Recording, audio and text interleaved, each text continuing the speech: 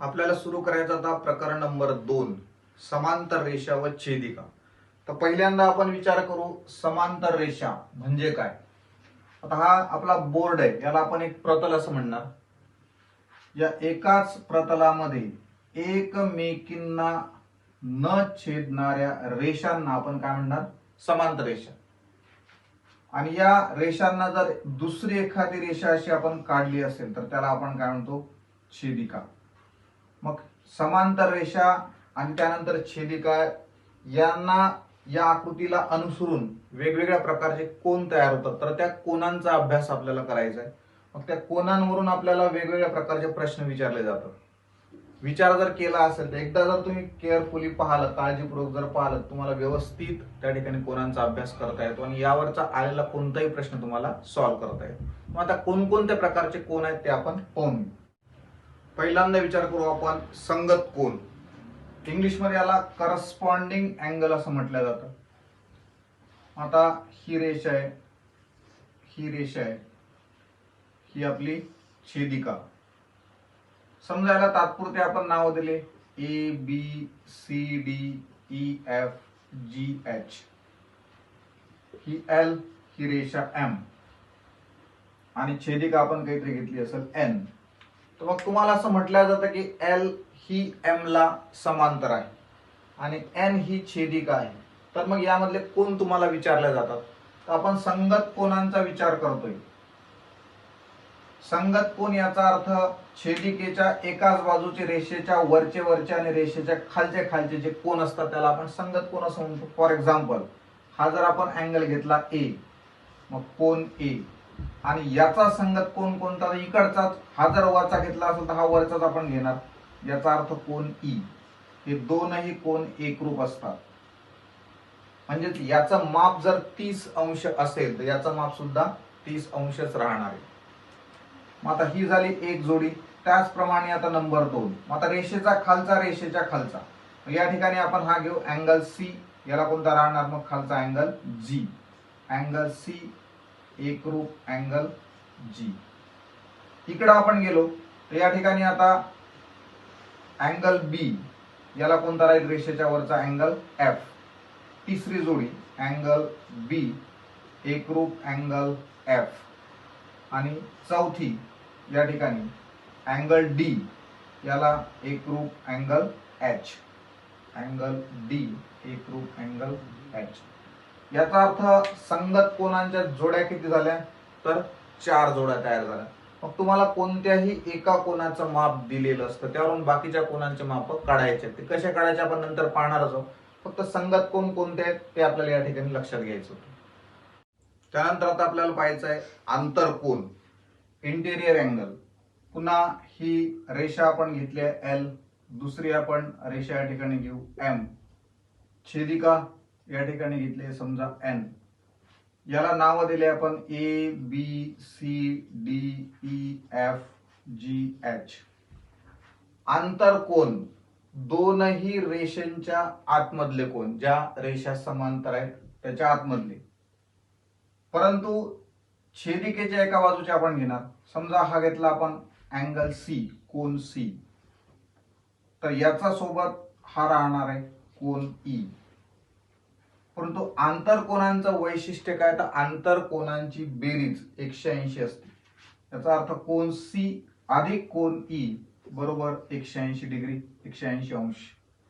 दुसरी अजून जोडी कोणती, तर या ठिकाणी कोन डी अधिक कोन एफ बरोबर 180. याचा अर्थ आपल्याला लक्षात काय ठेवायचं आहे, आंतरकोन एकमेकांना पूरक असतात, म्हणजेच त्यांची बेरीज किती असते, 180.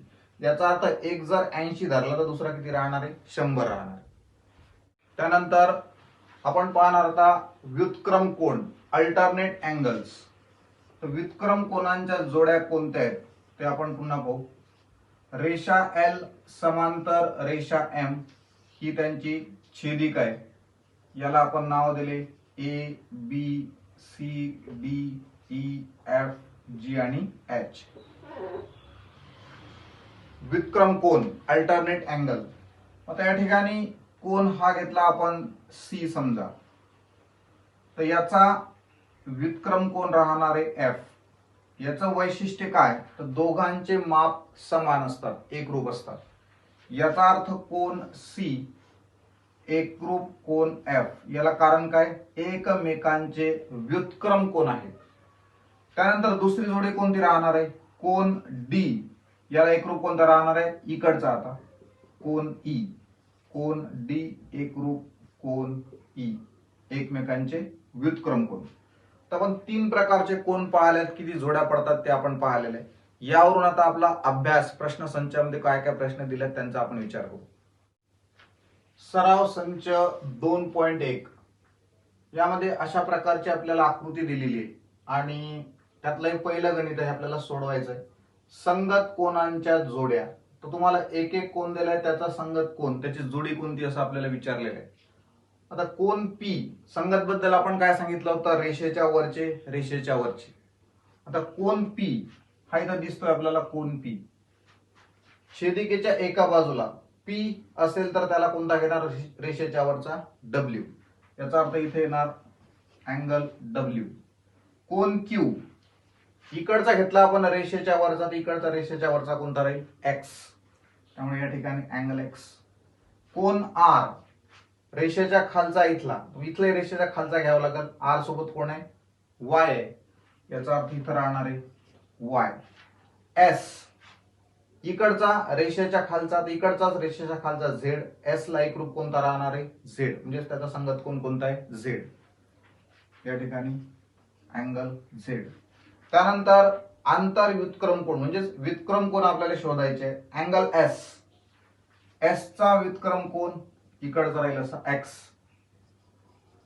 त्यानंतर अँगल डब्ल्यू, कोन डब्ल्यू इकडचा जर घेतला असेल तर रेषेच्या तिकडून जावं लागेल वरचा आर. याचा अर्थ अँगल आर. त्यानंतर नेक्स्ट प्रॉब्लेम पाहू आपण. अशा प्रकारची आकृती आपल्याला दिलेली आहे आणि कोन तुम्हाला फक्त लिहायचे आहेत, पेअर्स जोड्या तुम्हाला लिहायच्या आहेत. तसं आपण सुरुवातीला पाहिलेलंच आहे, पण आता आपल्याला सराव संच 2.1 मध्ये गणित असं दिलेलं आहे. आंतर व्युत्क्रम कोनाच्या जोड्या लिहायच्या. व्युत्क्रम कोन रेषेच्या आतमधले, याचा अर्थ बी जर आपण घेतला तर त्याला राहणार आहे एच. बी अँगल बी व अँगल एच. त्यानंतर इकडचा अँगल घेतला आपण सी, म्हणून अँगल सी व अँगल इकडचा राहणार व्युत्क्रम म्हटल्यावर ई. त्यानंतर संगत कोन, ह्या 2 जोड्या राहणार आहे. संगत कोनाचे एकूण 4 जोड्या असतात, आपण पाहिलाय. छेदिकेच्या वरचे वरचे, छेदिकेच्या खालचे खालचे. याचा अर्थ याला जर आपण म्हटलं असेल अँगल ए, तर त्याचा संगत कोन कोणता राहणार आहे, रेषेच्या वरचा तर रेषेच्या वरचा, म्हणजे ए ला संगत ई राहणार आहे. त्यानंतर रेषेच्या खालचा घेतला समजा आपण इथे बी, तर इकडचा पण रेषेच्या खालचा घ्यावा लागेल एफ. याचा अर्थ अँगल बी व अँगल एफ. 2 झाल्या, अजून 2 जोड्या आपल्या राहिल्या. आता इकडचे घेऊ आपण. याला घेतलं अँगल डी रेषेच्या वरचा, हा पण रेषेच्या वरचा आपण काय घेणार, अँगल एच. अँगल डी व अँगल एच. त्यानंतर अँगल सी रेषेच्या खालचा, इकडचा रेषेच्या खालचा कोणता राहणार, अँगल जी. अँगल सी व अँगल जी. हे झाले आपले संगत कोन. त्यानंतर आंतरकोन.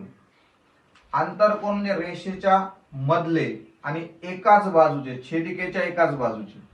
आता अँगल सी हा जर आपण घेतला तर याला रेषेच्या मधला आणि एकाच बाजूचा म्हणजे अँगल एच. त्यानंतर रेषेच्या तिकडचे अँगल बी आपण घेतलाय, तर याला अँगल कोणता घ्यावा लागेल, ई. अँगल बी व अँगल ई. ह्या जोड्या सर्व आपल्याला लिहायला सांगितल्या होत्या गणित नंबर 2 मध्ये, सराव संच 2.1. सराव संच 2.2 आपल्याला सुरू करायचं आहे. आता गणित तुम्हाला तुमच्या पुस्तकामध्ये लिहिलेलं आहे ते वाचा. यामध्ये आपण फक्त आकृती काढलेली आहे आणि काय करायचं आहे तर कोन एक्स याचं माप आपल्याला काढायचं आहे. सुरुवातीलाच आपण बेसिक मध्ये पाहिलं या चॅप्टरच्या, आंतर कोनांची बेरीज 180 असते. आंतरकोन एकमेकांना पूरक असतात. हे सर्व तुम्हाला दिलंय, पुस्तकात वाचून घ्या. पूर्ण गणित आपण या ठिकाणी लिहिलेलं नाहीये. एम आणि एन समांतर आहे असं म्हटलंय आणि पी त्याची छेदिक आहे. हे 3x आणि x तुम्हाला दिलेलं आहे आणि x चं माप विचारलेलं आहे आणि हे पर्याय तुम्हाला दिले. यापैकी एक आन्सर आपलं आलं पाहिजे. आता 3x आणि x कोणते कोण आहेत? आंतर कोण आहेत. मग आंतर कोणांची बेरीज किती असते? आपण सांगितलं 180. याचा अर्थ हा 3x अधिक x बरोबर 180. याला कारण काय? आंतरकोन. यांची आपल्याला बेरीज करता येतात. इथं काहीच नाही याचा अर्थ आपण एक मनाने लिहू शकतो. 3x आणि 1x किती झाले आपले? 4x बरोबर 180. आपल्याला x पाहिजे, मग 4 ला तुम्हाला इकडं शिफ्ट करावं लागेल. 4 चं पक्षांतर होईल.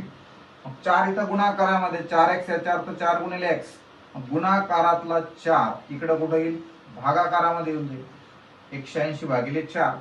4 न जर 180 ला भागलं तर इथल्या इथं ज्यांना भागाकार करता येत असेल त्यांनी डायरेक्ट भागा, नसेल तर शांत चित्ताने बाजूला जायचं आणि कॅल्क्युलेट करायचं. इथं आपण तोडून पाहू. 4 1 4. याला जर आपण तोडलं तर 4 चोक 16, 2 उरले, 4 पंच 20. म्हणजे आपलं उत्तर किती आलं? 45 डिग्री. Option number 3. त्यानंतर 2.2 मधलं दुसरं गणित. ही आकृती दिलेली आहे. गणितामध्ये काय म्हटलं? पुस्तकात तुम्ही वाचून घ्या. ए आणि बी ह्या रेषा समांतर आहेत. एल ही त्यांची छेदिक आहे.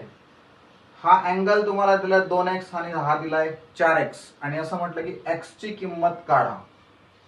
आता x ची किंमत काढायची असेल, हा जर इथला 4x आपल्याला दिलेला असेल तर याचा व्युत्क्रम कोण एकरूप असतो. व्युत्क्रम याचा अर्थ रेषेच्या या बाजूचा आतमधला, याला एकरूप रेषेच्या या बाजूचा आतमधला राहणार. हा जर 4x असेल तर हा किती असला पाहिजे? 4x असला पाहिजे. हे एकमेकांचे व्युत्क्रम कोण आहेत. त्यानंतर या ठिकाणी ही जर आपण एक रेषा घेतली आणि जर असे अँगल्स पाहिले तर हा कोण आणि हा कोण रेषीय जोडीतले कोण येतात अशा प्रकारे, हा आणि हा. आणि रेषीय जोडीतले कोण जर असतील तर त्यांची बेरीज किती असते? 180 असते. याचा अर्थ 4x अधिक 2x आपण काय लिहू शकतो? दोघांची बेरीज 180 लिहू शकतो. 4x अधिक 2x बरोबर 180. कारण काय? रेषीय जोडीतील कोण. 4x आणि 2x झाले 6x बरोबर 180. याचा अर्थ x बरोबर 180. 6 कुठं जाईल? भागाकारामध्ये जाईल. छेदात 6. 6 न जर याला तोडलं तर 6 1 6 sin 3 18 आणि वरचा 0. याचा अर्थ x चा माप किती आला आपलं? 30. सराव संच 2.2 मधलं दुसरं प्रॉब्लेम. x व y ची मापे आपल्याला काढायची आहे आणि या ठिकाणी अशी डायग्राम दिलेली आहे. तुम्हाला पुस्तकामध्ये असं लिहून दिलंय की P आणि Q ह्या समांतर आहेत आणि ह्या दोन काय? छेदिक आहेत. आता x आणि y ची माप आपल्याला काढायची आहेत. या ठिकाणी जर आपण विचार केला, हा 70 चा दिलेला आहे आपल्याला. इथून जर आपण चेक केलं तर हा जर 70 चा असेल तर हा इकडचा कोण आपल्याला 70 चा घेता येतो. कारण काय? विरुद्ध कोण.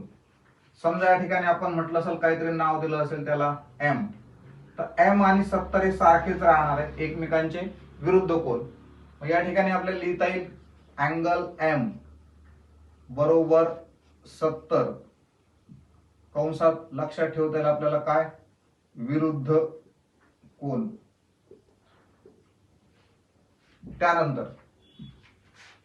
हा 70 चा तयार झालेला आपला. ह्या रेषा P आणि Q समांतर आहेत.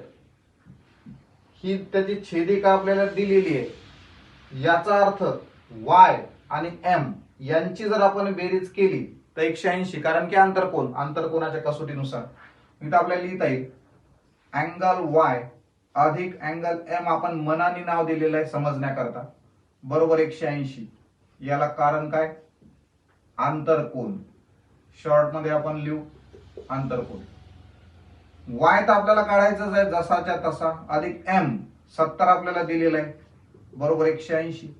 70 ला जर तिकडं नेलं तर अधिक 70 त्या बाजूला गेल्यावर काय होईल?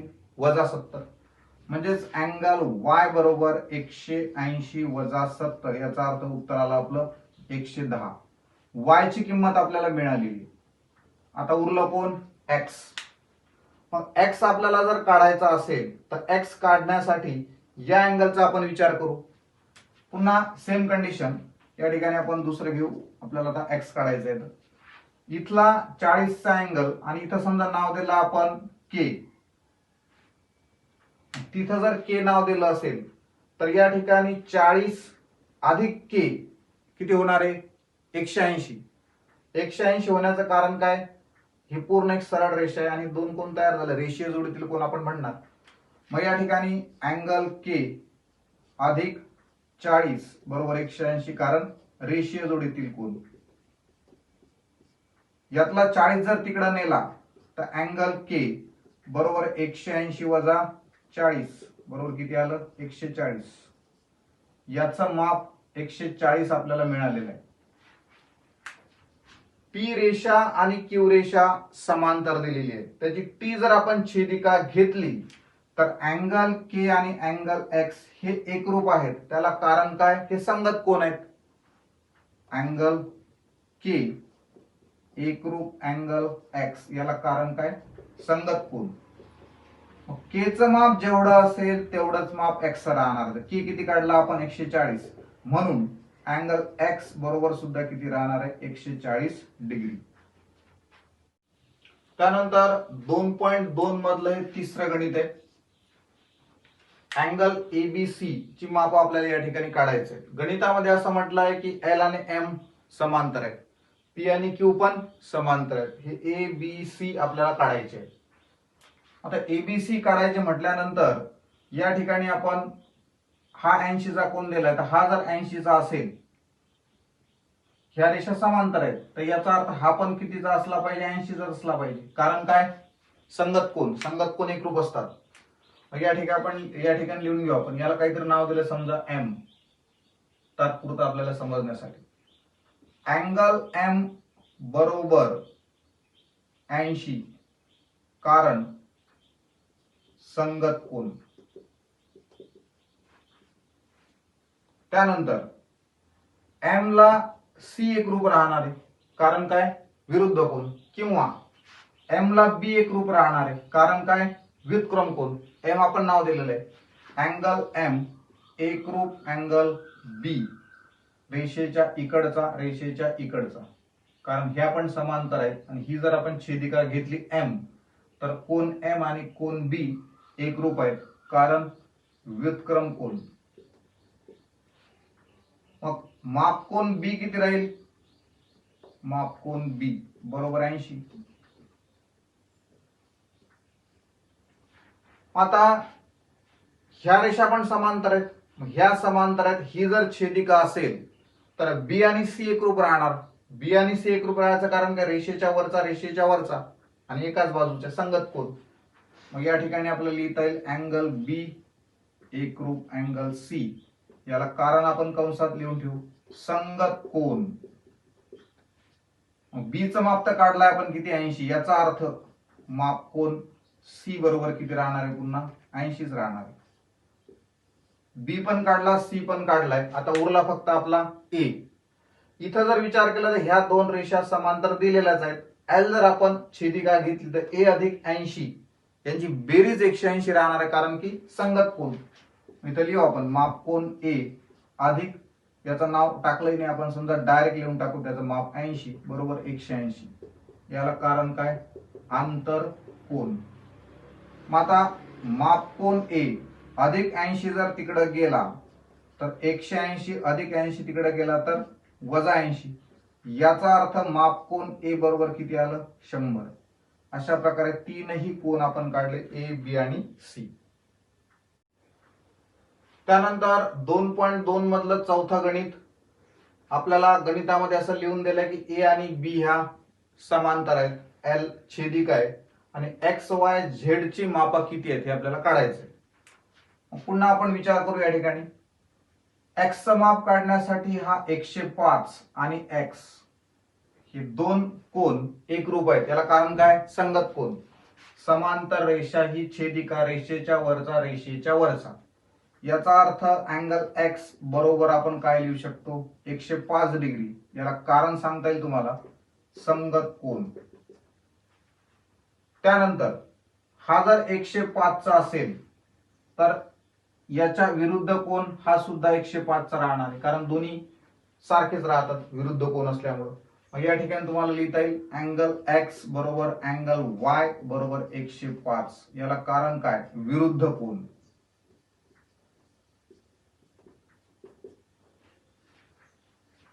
आता उरला कोणता? झेड. मग झेड अँगल जर कॅल्क्युलेट करायचा असेल तर या ठिकाणी ही रेषा, हा अँगल आणि हा अँगल रेषीय जोडीतले कोण येतात. मग रेषीय जोडीतले कोण जर आले तर या ठिकाणी मापकोन झेड अधिक 105 बरोबर आपल्याला बेरीज लिहिता येतं 180. याला कारण काय? रेषीय जोडीतील कोण. मग मापकोन झेड आपला जसाच्या तसा बरोबर 180 अधिक 105 जर तिकडे गेला तर वजा 105. याचा अर्थ अँगल झेड याच्यातून जर याला वजा केलं तर उरलं किती आपलं? 75. झेडचं माप आलं आपलं 75. एक्स पण आपण काढला, वाय पण काढला आणि झेड पण अँगल आपण काढला. त्यानंतर सराव संच 2.2 मधलं शेवटचं गणित तुम्हाला असं दिलं आहे पी एल क्यू. ह्या तीनही रेषा एकमेकींना समांतर आहेत आणि एक्सचं माप विचारलेलं आहे. एक्स याचा अर्थ हा पूर्ण कोन आहे, नुसता एवढा अर्धा नाही. आता या ठिकाणी तात्पुरता हा एक अर्धा कोन आणि हा एक अर्धा कोन, हे दोन्ही कोन जर आपण काढले आणि दोघांची जर बेरीज केली तर तुम्हाला पूर्ण एक्स मिळून जातं. आता या ठिकाणी पी एल क्यू समांतर आहेत, तर मग याला जर नाव दिलं आपण तात्पुरतं एम, इकडचाच कोन फक्त, आणि याला जर नाव दिलं तात्पुरतं एन, फक्त खालचा कोन, तर ते आधी काढून घेऊ दोन्ही कोन. आणि एक्स म्हणजे काय? एम अधिक एन, दोघांची काय होईल? बेरीज. मग या ठिकाणी आता लिहिता येईल आपल्याला अँगल एम एकरूप राहणार आहे कोणासोबत? या अँगल सोबत. याला कारण काय? एकमेकांचे व्युत्क्रम कोन, कारण ही रेषा याला समांतर आहे. मग डायरेक्ट आपण लिहून टाकू 40 डिग्री. याचं माप किती राहणार आहे? 40. व्युत्क्रम कोन एकरूप असतात. सेम कंडिशन एन हा याला एकरूप राहणार, एवढा अँगल कोणाला एकरूप राहील? या अँगलला. याचा अर्थ मापकोन एन बरोबर किती राहणार आहे? 30. या दोघांचे कारण काय? व्युत्क्रम कोन. आता एक्स आपल्याला पाहिजे तर वरचा अधिक खालचा अँगल आहे. याचा अर्थ मापकोन एक्स बरोबर अँगल एम अधिक अँगल एन. याचं माप आहे 40, याचं माप आहे 30. याचा अर्थ बेरीज जर केली आपण तर मापकोन एक्स बरोबर किती आलं? 70 डिग्री. 2.3 रेषा एल काढा, त्या रेषेबाहेर बिंदू ए घ्या आणि ए बिंदूमधून जाणारी रेषा एल ला समांतर असणारी रेषा आपल्याला काढायची. पहिल्यांदा आपण काय करू? रेषा घेऊन टाकू. या ठिकाणी या रेषेचं नाव एल, इथं कुठंतरी आपण बिंदू घेऊन टाकू, याचं नाव आहे बिंदू ए. हे गुणे आपल्याला आहेत, याच्या सहाय्याने आपण काय करू? समांतर रेषा काढून घेऊ. आता कशी काढायची थोडंसं केअरफुली या ठिकाणी लक्षात घ्या. कोणताही एक गुणे अशा प्रकारे आपण ठेवणार बरोबर या रेषेवर. इथपर्यंत नेला तरी चालेल किंवा इथं ठेवला तरी चालेल, काहीच प्रॉब्लेम नाही. रेषेला बरोबर जुळला पाहिजे खालून. दुसरा जो आहे तो याला अशा प्रकारे लावायचा आणि याला सरकवत सरकवत सरकवत सरकवत इथपर्यंत न्यायचं या बिंदूपर्यंत, आणि नंतर या बिंदूमधून अशा प्रकारची रेषा किंवा स्ट्रेट लाईन आपण काढून घेऊ. ही रेषा एल लाही काढलेली समांतर रेषा.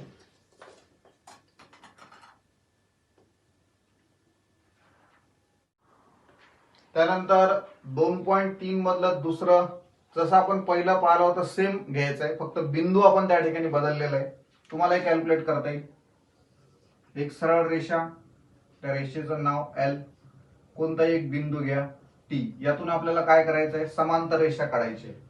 मग या ठिकाणी एक गुणे आपण या रेषेवर असा ठेवलाय, बरोबर खालची रेषाला स्ट्रेट आली पाहिजे. दुसरा अशा प्रकारे सरकवत सरकवत याला एकदम परफेक्टली वर न्यायचं आणि यातून आता स्ट्रेट लाईन काढली की झाली आपली समांतर रेषा.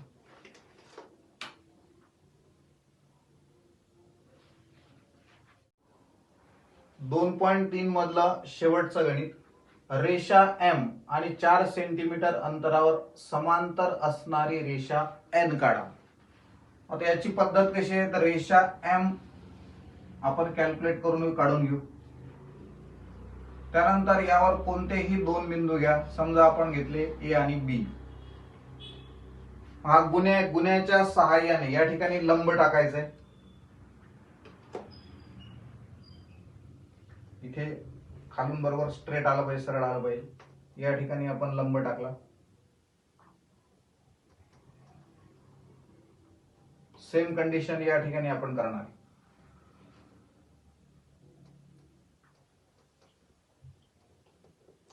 लंब याचा अर्थ परफेक्टली 90 चे कोन. त्यानंतर आता 4 सेंटीमीटर म्हटलं, त्यामुळे इथून स्केलच्या सहाय्याने 4 सेंटीमीटर आपल्याला मोजायचं. 4 सेंटीमीटर स्केलच्या सहाय्याने जर मोजलं तर एक पॉइंट आपल्याला इथं घेता येईल. तसं इथून स्केलच्या सहाय्याने 4 सेंटीमीटर मोजायचं. दोन बिंदू आपल्याला मिळतील पी आणि क्यू, आणि यामधून पुन्हा मग सरळ लाईन स्केलच्या सहाय्याने आपल्याला काढून घेता येईल. तर ही 4 सेंटीमीटर अंतरावर असणारी समांतर रेषा आहे. या प्रकारे आपल्याला कॅल्क्युलेट करता येईल. या ठिकाणी आपलं दुसरं प्रकरण पूर्णपणे संपलंय.